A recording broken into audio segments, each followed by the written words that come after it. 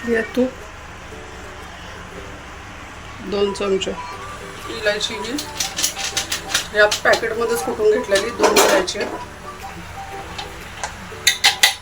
हे बदाम आणि काजू बारीक करून घेतले,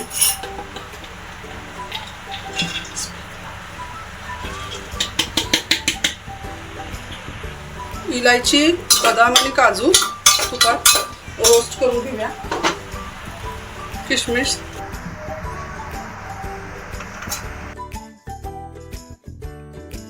हे वरीचे तांदूळ, उपवासाचे तांदूळ भाजलेले आहेत चांगले, मी भाजून ठेवते,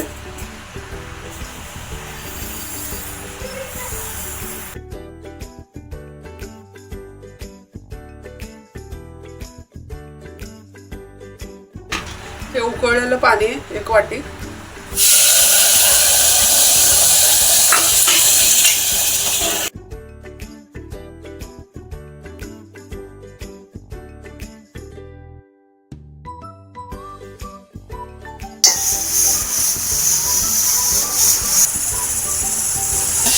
थोडंसं पाणी घालून कॅरमल होऊ दे,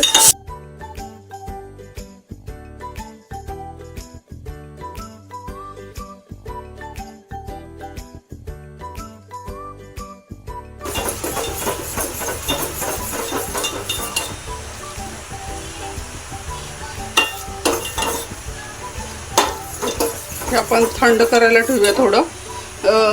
दुधाच्या खिरीमध्ये गूळ लगेच टाकायचा नाही, नाहीतर ते फुटेल. ही पहा, वरी चांगली ब्राऊन कलरमध्ये शिजवून घेतली, तूप आणि ड्रायफ्रूट घालून आपण जी वरी शिजवून घेतलेली. छोट्या कुकरच्या 3-4 शिट्ट्यामध्ये छान शिजते.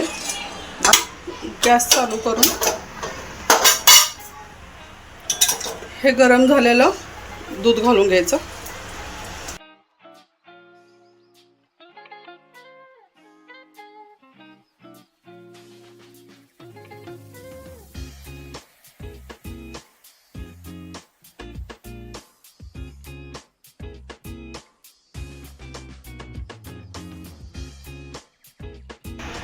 बासुंदी मिक्स आहे, ही मी ॲडव्हर्टाईज नाही करत आहे, घरात होतं, मी बासुंदीसाठी आणलेलं, पण बासुंदी करायला मला जमलं नाही, त्यातली मी 1-1 चम्मच खिरीमध्ये यूज करते, तर खूप छान फ्लेवर येतोय.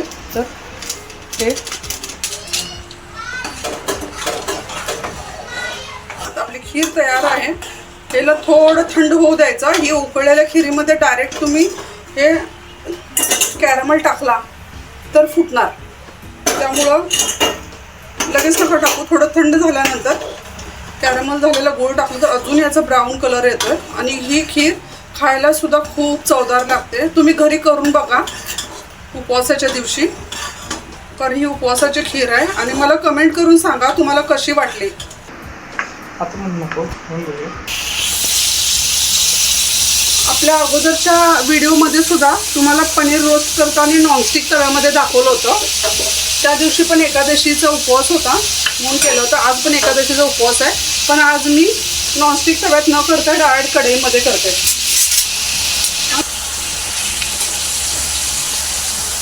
आता काय बोलायची गरज नाही तुला. आता हे आपण कॅरमल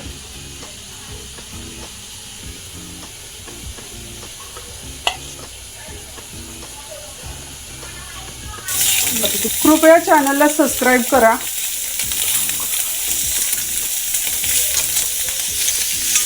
हे पहा, आता ब्राऊन कलर आलाय छान. उपवासाचं मीठ आहे, चिली फ्लेक्स, तुम्हाला जितकं तिखट हवं तितकं टाका तुम्ही.